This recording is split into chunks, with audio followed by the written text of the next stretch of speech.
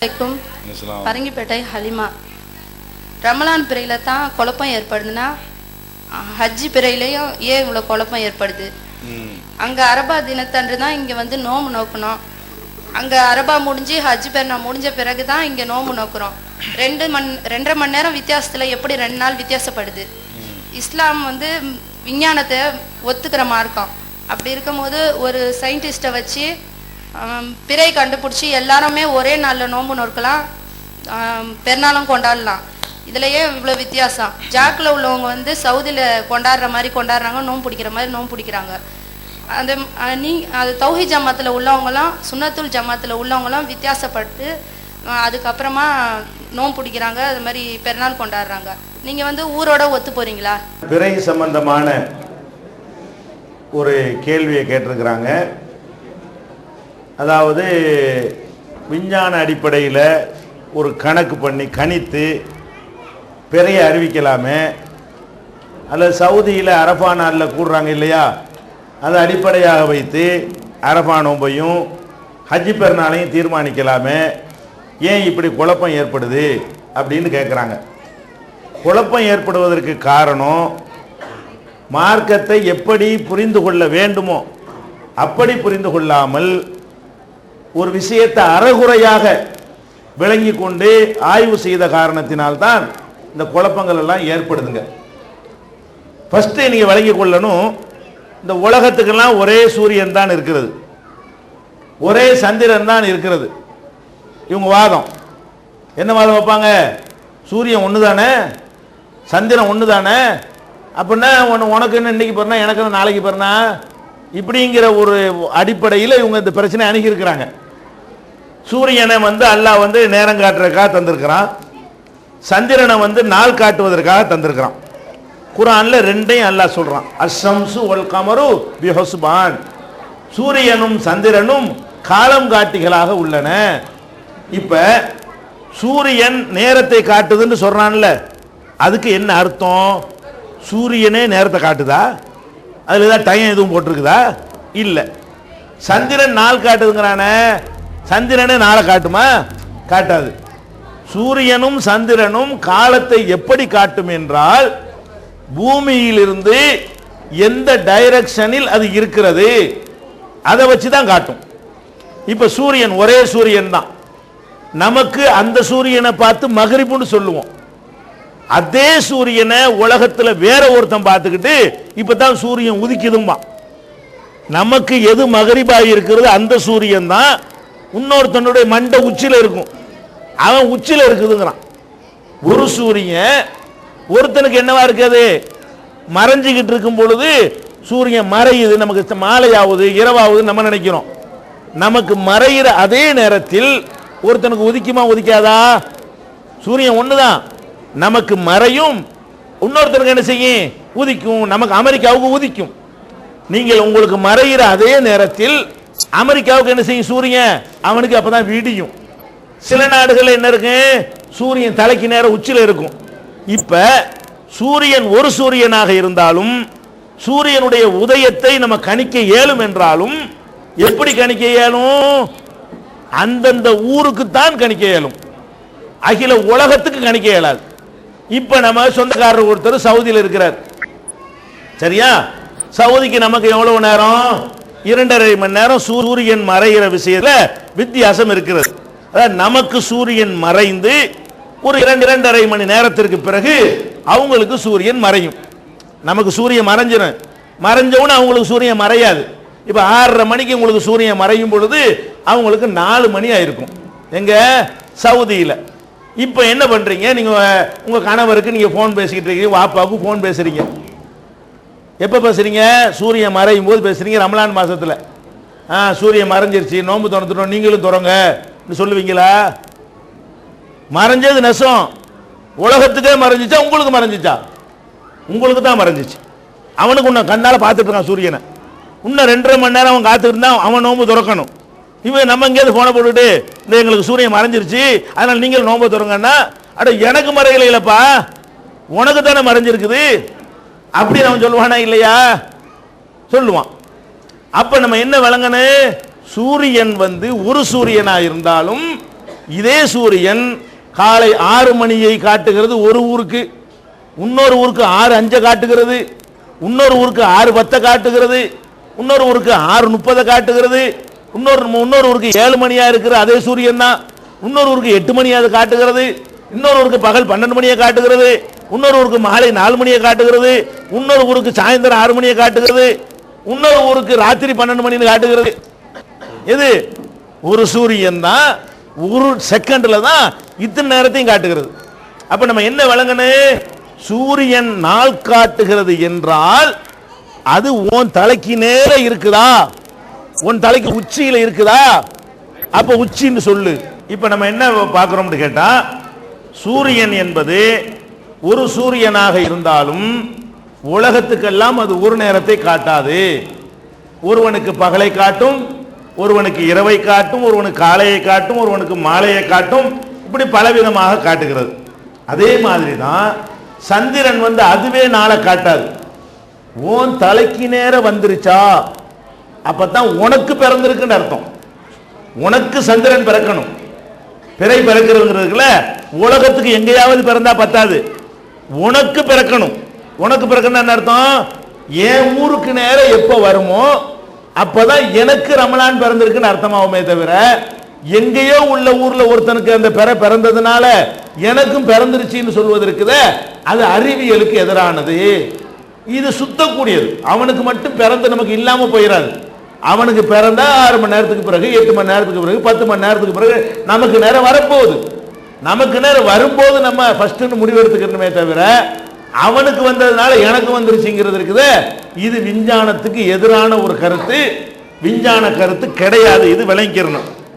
இன்னும் இந்த கருத்துடைய அபத்தத்தை, இது எவ்வளவு ஒரு பைத்தியக்காரத்தனமான கருத்து என்பதை விளங்கிக் கொள்வதற்காக நடைமுறையில் உள்ள சில உதாரணங்களை உங்களுக்கு சொல்றேன். உதாரணமா, இப்ப ஹஜ்ஜி பெருநாள் அரஃபா தினம் வருதுல, ஹஜ்ஜி பெருநாள்ல அரஃபா தினத்துல நோன்பு வைக்க, ஹஜ்ஜி மாசத்துல அரஃபா நாளில் நோன்பு வைக்கிறது சுன்னத்து. அரஃபா நாள்டா என்ன? ஹாஜிகள் எப்போது அரஃபாவில் கூடுவார்களோ அந்த நாள், பிற 9ல கூடுவாங்க. ஹாஜிகள் எப்போது அரஃபாவில் கூடுவார்களோ அதான் அரஃபா நாள், அன்னைக்கு நோன்பு வைக்கணும் அப்படின்னு இவங்க ஒரு விளக்கத்தை கொடுத்துக்கிட்டு, அரஃபா நாளில் நோன்பு வைக்கிறதுக்கு அர்த்தம் என்ன? மக்காவில் ஹாஜிகள் கூடுவாங்களே அன்னைக்கு தான் நோன்பு நோக்கணும்ன்றாங்க. அதுக்கு என்ன அர்த்தம்? சவுதிக்காரன் என்னைக்கு 9 அறிவிக்கிறானோ அன்னைக்கு 9, சவுதிக்காரன் என்னைக்கு 10 பெருநாள் அறிவிக்கிறானோ அப்ப நமக்கு 10 அப்படின்னு இவங்க முடிவெடுக்க சொல்றாங்க. நான் கேட்கிறேன் உங்கள்கிட்ட, இப்ப அரஃபாவுடைய தினத்தில் அவன் கூடுறான்ல, அதை வச்சுக்கிட்டு தான் நம்மளும் அரஃபா அப்படின்னு முடிவெடுக்கிறதா இருந்தால் ரசூலுல்லாஹ்வுடைய காலத்துக்கு நீங்க போகணும். ரசூலுல்லாஹ்வுடைய காலத்துல அவங்க வாழ்ந்தது மதீனாவில். அவங்க வாழ்ந்தது கடைசி 10 வருஷம் வாழ்ந்தது மதீனாவில். மக்காவில் வேற உங்களுடைய கவர்மெண்ட் இருக்குது, இஸ்லாமிய கவர்மெண்ட் இல்லை. முதல் 6 வருஷம் ஹிஜ்ரி 6ல தான் மக்கா நம்ம கையில வருது. அப்ப ஹிஜ்ரி 6 வரைக்கும் யார் கையில இருக்கிறது? காபிர்கள் கையில அந்த மக்கா நகரம் இருக்கிறது. இப்ப நபிகள் நாயகம் மதீனாவில் இருக்கிறாங்க. மக்காவுக்கு மதீனாவுக்கு எவ்வளவு தூரம்? 450 கிலோமீட்டர் தூரம் இருக்கிறது ரெண்டு ஊருக்கும். மதீனாவுக்கும் மக்காவுக்கும் 450 கிலோமீட்டர் தூரம் இருக்குது. இப்ப ரசூலுல்லாஹ் மதீனாவில் இருந்து கொண்டு அரஃபா நோன்பு வைக்கிறாங்க. எப்படி வைக்கணும்? இவங்க சொன்னபடி உடனே ஒரு ஆளை அனுப்பி மக்காவில் என்னைக்கு அரஃபாவில் கூடுறாங்கன்னு பார்த்துக்கிட்டு இன்னைக்கு தான் கூடுறாங்கன்னு தெரிஞ்சுக்கிட்டு அதன்படி ரசூலுல்லாஹ் அரஃபா நோன்பு வச்சாங்களா? வைக்கல. ஒரு ஆளை கூட மக்காவுக்கு அனுப்பல. அவன் என்னைக்கு அரஃபாவில் கூடுறான்னு அவங்க பார்க்கவே இல்லை. அவங்க என்ன பண்ணாங்க? மதீனாவில் இருந்து கொண்டு அவங்க பெற 1, பெற 2, பெற 3 எண்ணி அவங்களுக்கு எப்போ 9 வருது அப்பதான் நோன்பு வச்சாங்களா? மக்காவில் எப்போ கூடுறான்னு பார்த்தாங்களா? மக்காவில் எப்போ கூடுறான்னு ரசூலுல்லாஹ் பார்த்தாங்கன்னா ஆதாரம் காட்டுங்க. ரசூலுல்லாஹ்வுடைய சின்ன ஒரு அங்க அசைவுக்கும் ஆதாரம் இருக்கிறது. தலையில எத்தனை முடி நரச்சச்சி இருக்குங்கிறதுக்கு ஆதாரம் இருக்கிறது. அப்ப ரசூல் ஸல்லல்லாஹு அலைஹி வஸல்லம் அவர்கள் மக்காவில் என்னைக்கு எல்லாரும் கூடுறான்னு பார்த்துக்கிட்டு நோன்பு வச்சாங்கன்னா அது கண்டிப்பாக பதிவு செய்யப்பட்டு இருக்கும். பதிவு செய்யப்படல. அப்ப எப்படி அவங்க அரஃபா நோன்பு வச்சாங்க? பின்ன 450 மைலுக்கு அப்பால ஃபேக்ஸ் வந்துச்சா? இல்லாட்டி போன் வந்துச்சா? அல்ல வஹீலையாவது வந்ததா? வஹியில வந்து அதுவும் பாதுகாக்கப்பட்டிருக்கும். அல்லாஹ்ட்ட இருந்து வஹியா வந்து இன்னைக்கு தான் அரஃபா அப்படின்னு வந்திருந்தால் அதுவும் ரசூலுல்லாஹ்வுடைய வஹியில பாதுகாக்கப்பட்டு நமக்கு தரப்பட்டிருக்கும். அல்லாஹ் சொன்னான் இன்றுதான் அரஃபா என்று அல்லாஹ் அறிவித்தான். வஹியும் வரல, மக்காவுல உள்ளது என்னைக்கு கூறான் ரசூலுல்லாஹ் கண்டுக்கிறவே இல்லை. ரசூலுல்லாஹ் அரஃபா நாள் எப்படி முடிவு செய்யறாங்க? அவங்களுக்கு பிற என்னைக்கு 9 வருதோ அன்னைக்கு முடிவு செய்யறாங்க. அது அவன் 9க்கு ஒத்து இருக்கவும் செய்யலாம், மாற்றமா இருக்கவும் செய்யலாம், முந்தியும் இருந்திருக்கலாம், பிந்தியும் இருந்திருக்கலாம். அதை அறிந்து கொள்வதற்கு கூட அவர்கள் முயற்சி பண்ணவில்லை. இப்ப நான் உங்கள்கிட்ட இன்னும் இதை விளக்கமாக கேட்பதாக இருந்தால் இப்படி கேட்கிறேன். அதாவது அரஃபா நாள் வந்து அவன் இந்த தடவை அரஃபா நாள் எப்ப அறிவிக்கிறான்? வெள்ளிக்கிழமை அரஃபா நாள்னு சொல்லிவிட்டான். யாரு? சவுதி அரேபியாவில். அதனால அவன் சனிக்கிழமை பெருநாள்ட்டான். வெள்ளிக்கிழமை அரஃபா நாள், சனிக்கிழமை பெருநாள் அப்படின்னு அறிவிக்கிறான். இப்ப வெள்ளிக்கிழமை அரஃபா நாள் 9வது அரஃபாண்டா 9வது நாள். அரஃபான்னு சொன்னா துல்ஹஜ் மாசம் பிறை 9, துல்ஹஜ் மாசம் பிறை 10ல ஹஜ் பெருநா வருது. இப்ப அவன் அறிவிச்சதுக்கு முதல்லயே நீங்க பிறைய பார்த்துட்டீங்க. தலைப்புறைய அவன் என்னைக்கு பார்த்தானோ அதுக்கு முத நாள் நீங்க பார்த்துட்டீங்க. இப்ப என்ன செய்வீங்க? உதாரணமா நம்ம வந்து 2ஆம் தேதிக்கு அவன் பார்க்கறான் பிறையன்னு வைங்க. துல்ஹஜ் மாசம் பிற 1 அவன் எப்ப பார்க்கறான்? 2ஆம் தேதி பார்க்கறான். நீங்க 1ஆம் தேதி பார்த்து விட்டீங்க. இப்ப நீங்க 1ஆம் தேதி பார்த்து விட்டால் அதை ஒன்னுண்டு எண்ணுவீங்களா? அவன் 2ஆம் தேதி பார்த்தான அதை எண்ணுவீங்களா? நீங்க இதை எண்ணுனீங்கன்னு சொன்னா அவன் அரஃபாவுல இருக்கிற அன்னைக்கு உங்களுக்கு 10 கண்ணால பிறைய பார்த்து விட்டீங்க. பார்த்த பிறைய நான் எண்ண மாட்டேன், அவன் பார்த்தா தான் எண்ணுவேன்னு சொன்னீர்களேயானால் நீங்க என்ன நினைக்கிறீங்க? நமக்கு பிந்தி தான், நமக்கு முந்தி அவன் பார்ப்பான்னு நினைக்கிறீங்க. நமக்கு முந்தி அவன் பார்க்கிற மாதிரி அவனுக்கு முந்தி நம்ம பார்க்கக்கூடிய பகுதிகளும் உலகத்தில் இருக்கின்றன. இந்தியா வேண்டாம், நம்ம 2.5 மணி நேரம் நம்ம முந்திக்கிட்டு இருக்கிறதுனால நமக்கு முந்தி அவன் பார்த்துடுறான். ஆனால் உலகத்தில் பல பகுதிகளில், உகாண்டாவில், ஆப்பிரிக்காவில் எல்லாம் அவர்களுக்கு முந்தி பார்க்க முடியும். இப்ப அவன் பார்த்து விட்டான். எதை? தலைப்புறைய பார்க்கறான், தேதி 1ல பார்க்கறான். சவுதிக்காரன் தேதி 2ல பிற 1ங்கிறான். அப்ப எத்தனாம் தேதி வரும்? 2ல வச்சான்னா 10வது 11வது அன்னைக்கு என்ன செய்வான்? அவன் அரஃபா நாள்னு சொல்லுவான். நம்ம என்ன செய்வோம்? என்ன முடிவு எடுப்போம்? நம்ம பார்த்ததை மறைச்சிட்டு நாங்க பார்க்கல, அவன் பார்த்ததான்னு சொல்லுவீங்களா? அப்ப முந்தி வந்தா உங்களுடைய பதில் என்ன? பிந்தி வந்ததுனால இப்படி ஆர்குமெண்ட் பண்ணிட்டு இருக்கிறீங்க. நீங்க சவுதியை விட ஒரு நாள் முந்தி பிறையை பார்த்து விட்டால் அவன் அரபாவுல இருக்கிறான்னு சொல்லிட்டு நீங்க நோன்பு வைப்பீங்களா? அல்லது 10வது நாள் நோன்பு வைக்கிற ஹராம் இருக்குதே பெருநா அன்னைக்கு, அப்ப ஹராம செய்வீங்களா? சுன்னத்து அரபா நோன்பு அதை கூட விட்டுட்டு போயிடலாம். பெருநா அன்னைக்கு நோன்பு வைக்கிறது ஹராம். அப்ப ஹராம செய்யற மாதிரி வந்தா கூட பரவாயில்லைங்களா? அதனால இப்படி எல்லாம் முடிவெடுக்க கூடாது. நபிகள் நாயகம் நமக்கு என்ன சொன்னாங்க? பிறையை பொறுத்த வரைக்கும் சூமூல் இருயத்திஹி, பிறையை பார்த்து நோன்பு வையுங்கள். வஅஃப்திரூல் இருயத்திஹி, பிறையை பார்த்து நோன்பு விடுங்கள். ஃபஇன் உம்ம அலைக்கும், உங்களுக்கு மேகமூட்டம் ஏற்பட்டால் ஃபஅக்மிலுல் இத்தத 30, ஃபஅக்மிலு இத்தத ஷாபான 30, ஷாபான் மாதத்தை 30 நாள் ஆக்கிக்கிறங்க. நம்ம பிறைய பார்க்குறோம்ங்க, ஷாபான் மாதம் 30வது நாள் பார்க்குறோம். 30வது நாள் பிறை தெரிஞ்சிருச்சுன்னு சொன்னா அது ரமலான் ஒன்னாகி போயிடும். 30வது இரவுல பிறை தெரியலன்னா அது 30 ஆயிரும். 30வது இரவுல போய் வானத்தில் பார்க்குறீங்க, அன்னைக்கு பிறை தெரிஞ்சிருச்சுன்னு சொன்னா 29ஓட முடிஞ்சிருச்சு, இது 30 இல்லை, இது ரமலானு என்று முடிவு எடுக்கிறோம். அல்லது பிறைய பார்க்கணும் தெரியல, இது 30, நாளைக்கு தான் 1 முடிவு எடுத்துக்கிறோம். சரி, மேகமா இருக்குது. எந்த பகுதியில் நம்ம மேற்கு தானே பிறையை பார்ப்போம். மேற்கு திசையில தலைப்பிறையை பார்க்க போகும் பொழுது மேற்கே மேகமூட்டமா இருக்குது. மேகமூட்டமாக இருந்தால் உள்ள பிறை இருக்கவும் செய்யலாம், இல்லாமலும் இருக்கலாம். மேகத்தில் மறைச்சிருக்கலாம்ல, பிறை பிறந்து இருக்கவும் செய்யலாம், அல்லது அது நம்ம பார்க்கறதுக்கு முன்னாடி மறைஞ்சும் கூட இருக்கலாம். இப்ப நம்ம என்ன பண்றது? ரசூலுல்லாஹ் சொல்றாங்க, அது இருந்தா இருந்துட்டு போகுது. மேகம் மறைச்சிருச்சுல, இல்லைன்னு வச்சுட்டு போ, 30ன்னு வச்சுட்டு போ அப்படிங்கிறாங்க ரசூல் ஸல்லல்லாஹு அலைஹி வஸல்லம். அப்ப நபிகள் நாயகம் அவர்கள் இப்படி ஒரு வழியை நமக்கு காட்டி இருக்கும் பொழுது நம்ம எதுக்காக வேண்டி சவுதியில பார்த்தானான்னு பார்க்கணும். அப்ப சவுதியை பார்த்துட்டு நீங்க என்ன செய்யுங்க, ஜும்மா தொழுவங்க பார்ப்போம், சவுதியில வைக்கிற நேரத்தில் நோன்பு தரவங்க பார்ப்போம். இன்னும் சொல்றேன், ஒரு நாள் தூங்குவது என்று சொன்னால் தூங்குவதற்கு ஒரு ஸ்டார்டிங் நேரம் இருக்கணும்ல.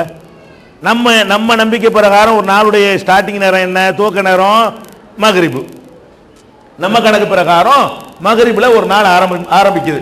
இப்ப அடுத்த நாள்ல சேர்த்துருவோம் அந்த ராத்திரியை.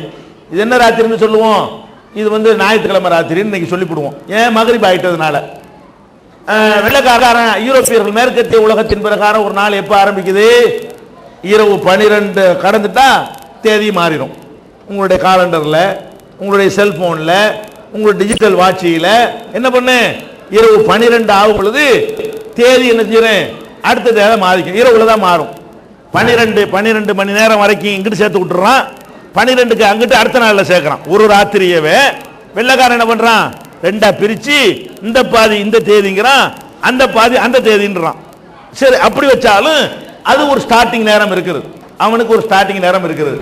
நம்ம தமிழ் மக்களுடைய கணக்கு பிரகாரம் என்ன, காலையே ஒரு நாளுங்கிறாங்க, விடிஞ்சா காலை, இதுல இருந்து ராத்திரி முழுக்க சுபுகுல ஒரு நாளுங்கிறாங்க. விடிஞ்சா தான் கிழமையை மாத்துவோம் நம்ம முஸ்லிம் அல்லாத தமிழ் மக்கள்.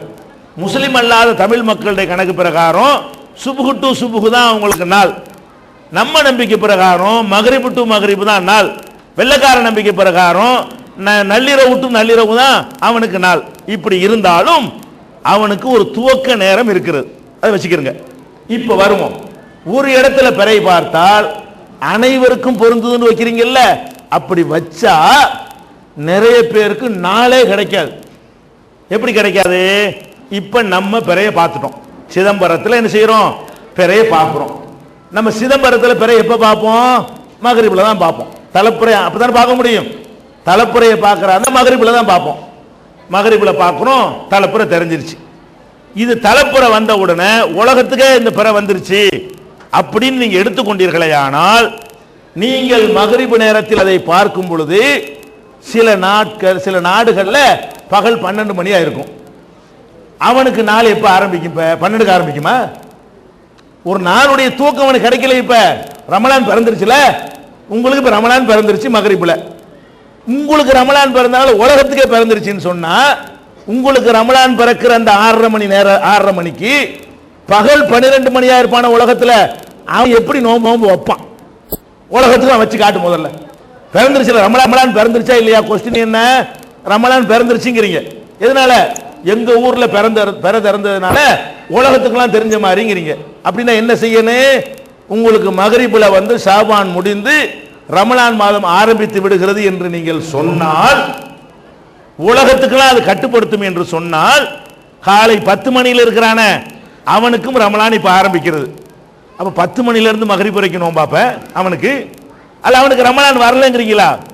ரமலான் வந்துருச்சுன்னு சொன்னீங்கன்னா அவனுக்கு நாளும் கிடைக்கல, அவனுக்கு நோம்பும் கிடைக்கல. நாள் காட்டின்னு குர்ஆன்ல அல்லாஹ் சொல்றான் சந்திரனை பத்தி. அவனுக்கு நாளை காட்ட மாட்டேங்குது, அரை நாளை காட்டுது, அவனுக்கு 3/4 நாளை காட்டுது, அரை நாளை காட்டுது. சில பேர் 12 மணியா இருப்பான், இவன் எப்படி நோம்பு வைப்பான்? சில பேர் சாயந்தரம் 5 மணியா இருப்பான். உங்களுக்கு 6 மணியா 6:30 மணிக்கு நீங்க பார்க்கும் பொழுது அவனுக்கு என்னவா இருக்கு, சாயந்தரம் 5:30 மணியா இருக்கு. 5:30 மணி ரமலானா இல்லையா? ரமலான்ல என்ன பண்ணி அவன் நோம்பு வைக்கணும். 5:30 to 6:30 என்ன செய்வான்? இப்ப 5:30 to 6:30 திண்டான்னு சொன்னா ரமலானில் திண்டானா வேற மாசத்துல திண்டானா? உங்களுக்கு 6:30 மணியா இருக்கும் போதுங்க, வேற ஒரு நாட்டில் உங்களுக்கு 4 மணியா இருக்குது. நீங்க பிறைய பார்த்துட்டீங்க, 4ல நுழைஞ்சிட்டீங்க, அவன் சாயந்தரம் 4 மணில இருக்கிறான். இதே நாள் அவனுக்கு வந்துருச்சுன்னு நீங்க சொன்னால் என்ன அர்த்தம்? அவன் இப்ப நோம்பு வைக்கணும். நோம்பு வைப்பான்னு சொல்லுவீங்களா? நீங்களே சொல்லுவீங்க அடுத்த நாள் வைக்கணும்னா. அப்ப நீ பார்த்தது என்னாச்சு? நீ பார்த்தது அவனை கட்டுப்படுத்த மாட்டேங்குத, அப்ப அவன் தான் தனியா பார்க்க வேண்டியிருக்கு. அப்ப உலகத்துக்கெல்லாம் ஒரே பிறைங்கிறது மாதிரி ஒரு மடமே கிடையவே கிடையாது. சுத்திக்கிட்டு இருக்கிற உலகத்துல எல்லாருக்கும் சூரியன் வரப்போகுது, எல்லாருக்கும் சந்திரன் வரப்போகுது. நமக்கு வரும்போது நம்ம முடிவெடுப்போம் இருக்காம எங்கேயோ வந்துருச்சு நானும் எடுக்கிறேன்னா, அப்ப சவுதியில மகரிப் நேரத்தில் அறிவிக்கும் போது உங்களுக்கு சகர் செய்ய வசதி இருக்குனால அப்படி பேசிடுறீங்க. சகர் செய்ய வசதி இல்லாத நேரத்தில் இருப்பான், அவனுக்கு என்ன செய்வீங்க? சவுதியில் அறிவிக்கிறான் 1ஆம் தேதி பெருநாள், 1ஆம் தேதி நோன்பு அறிவிக்கிறான். அவன் அறிவிக்கிற நேரத்தில் பகல் 12 மணியில் இருக்கிறவன் என்ன பண்ணுவான்? பகல் 2 மணியில் இருக்கிறவன் என்ன பண்ணுவான்? பகல் 3 மணியில் இருக்கிறவன் என்ன செய்வான்? காலை 10 மணியா இருக்கிறவன் என்ன பண்ணுவான்? அவனுக்கு ரமலான் வந்துச்சா வரலையா? அவனுடைய டேட்டுடைய துவக்கம் எது? அவனுக்கு நாளுடைய ஆரம்பம் மகரிபு வரணுமே. அவனுக்கு மட்டும் அரை நாளா? உங்களுக்கு முழு நாள், அவனுக்கு மட்டும் அரை நாளா? இப்ப சவுதிக்காரனுக்கு மட்டும் தான் முழு நாள் எல்லாம் படைச்சிருக்கிறானா? இப்படி எல்லாம் விஞ்ஞானத்தை சிந்திக்க வேண்டிய விதத்தில் சிந்திக்காம அவன் பார்த்துட்டு நான் பார்த்த மாதிரி இது எப்படி இது சரியா வரும்? அவ்வளவு வேணாம்ங்க. நம்ம மார்க்கத்தில் வந்து கிரகணத்துக்குன்னு ஒரு தொழுகை இருக்கிறது. சூரிய கிரகணத்துக்கு தொழுகை இருக்கிறது, சந்திர கிரகணத்துக்கு தொழுகை இருக்கிறது. கிரகணம் இருக்குல்ல, கிராணம் தீண்டுவாங்கல்ல, பெண்களுக்கு அப்பதான் விளங்கும்னு நினைக்கிறேன். இந்த கிராணம் தீண்டுமே, இந்த கிராணம் தீண்டும் போது அதுக்குன்னு ஒரு தொழுகை இருக்கிறது. விலகிற வரைக்கும் தொழுவணும். இப்ப நம்ம சிதம்பரத்தில் உட்கார்ந்துட்டு இருக்கிறோம், பளிச்சுன்னு சந்திரன் தெரியுது. ஆனா பேப்பர்ல போட்டிருக்கிறான், இன்று இரவு அமெரிக்காவிலே டெக்சாஸ் மாகாணத்திலே ஒரு 4 மணி நேரம் சந்திர கிரகணம்னு பேப்பர்ல போட்டிருக்கிறான். ஆனா நீங்க பாக்குறீங்க சந்திர கிரகணத்தை காணோம். இப்ப சந்திரனுக்கு கிரகணம் ஏற்பட்டுச்சுல, நீங்க தொழுவீங்களான்னு கேட்டேன். எங்க நல்லதானே இருக்கு, நான் ஏன் தொழுவுறேன்? அப்ப நீங்க என்ன முடிவு எடுக்கிறீங்க? சந்திரனுக்கு கிரகணம் ஏற்பட்ட எனக்கு நேரம் ஏற்பட்டுச்சா? சூரிய கிரகணம்ங்கிறான். சூரிய கிரகணம் போது கிரகணம் இல்லாம நம்ம பார்க்கிற சூரியனை, சூரிய கிரகணம் எந்த நாட்டில் தெரியுது அவன் சூரிய கிரகண தொழுகையை தொழுவான். என் நாட்டில் சூரிய கிரகணம் வரல, எலெக்ஷன்ல மறைக்கல. நிலவு வந்து பூமிக்கும் சந்திரனுக்கும் பூமிக்கும் சூரியனுக்கும் இடையில குறுக்கிடுறதுனால தான் கிரகணம் ஏற்படுது. அவனுக்கு குறுக்கிட்டுருச்சு, எனக்கு குறுக்கிடல. எனக்கு பளிச்சுன்னு தெரியுது சூரியன். நான் ஏன் சூரிய கிரகணம் தொழுவனு? சரி, நம்ம சூரிய கிரகணத்தை பார்க்குறோம். உடனே அமெரிக்காவில் நம்ம அத்தா இருக்காரு, போனை போட்டு நாங்கள் சூரிய கிரகணத்தை பார்த்துக்கிட்டு இருக்கிறோம், நீங்களும் தொழுவுங்க. அட பரவ ராத்திரியில் யாராவது சூரிய கிரகணம் தொழுவ சொல்லுன்னு கேட்பாரா இல்லையா? நீங்கள் சூரிய கிரகணம் பார்க்கும்போது அமெரிக்காவில் ராத்திரி, நீங்கள் சூரிய கிரகணத்தை பகலில் பார்த்துக்கிட்டு ஃபோன் பண்ணுறீங்க, சூரிய கிரகணம் தொழுவுங்கிறீங்க. அட கிறுக்கு பையில ராத்திரியில் உட்கார்ந்துக்கிட்டு இருக்கிறோம், சூரிய கிரகணமா? அவன் கேட்பானா கேட்க மாட்டானா? அப்போ நம்ம என்ன வழங்குறோம்? சூரியனுடைய கிரகணம் என்பது அவன் தலைக்கு நேரம் வரும்போது கிரகணமா, ஒரு இடத்துல கிரகணம் வந்தா உலகத்துக்கே கிரகணமா? இப்படி எல்லாம் சிந்திக்கணுங்க. இது பிறை சம்பந்தமாக ரொம்ப டீப்பாக விரிவாக விவரமாக விளக்க வேண்டிய விஷயம். மணிக்கணக்கில் விளக்கணும். அறிவுடைய மக்களுக்கு இவ்வளவு விஷயங்களே போதுமானதா இருக்கிறது. அதே நேரத்தில் வந்து இன்ஷா அல்லாஹ் பிறை ஒரு விளக்கம்ங்கிற பெயர்ல இந்த எல்லா விதமான அபத்தங்களுக்கும் விளக்கம் தருகிற வகையில் 120 பக்கங்கள்ல இன்ஷா அல்லாஹ் ஒரு வாரத்தில் நூல் ஒன்று வெளியாக இருக்கிறது. அதுல கூடுதல் வருது தெரிஞ்சுக்கிறேன்.